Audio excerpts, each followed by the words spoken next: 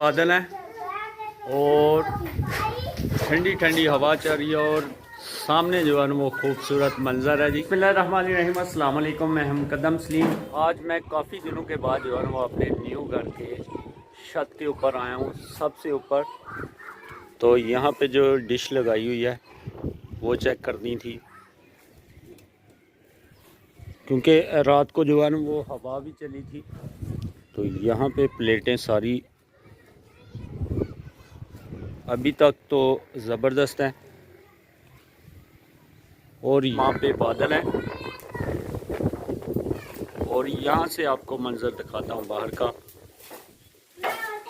ज़बरदस्त।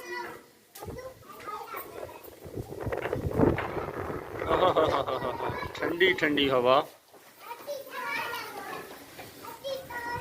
और आज जो है ना वो बहुत ज़्यादा सर्दी हो गई है हवा चलने की वजह से।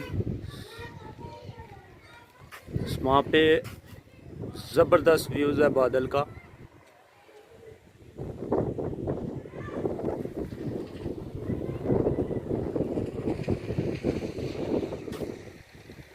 ज़बरदस्त।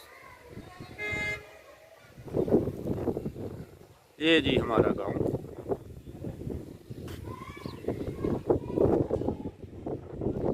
और छत के ऊपर हूँ तो बहुत ही ज़्यादा जो है ना वो सर्दी लग रही है। ये क्या हो रहा है? सब बच्चे जो है ना वो खेल रहे हैं। जी बेटा, घोड़े का क्या बना दिया हुआ है?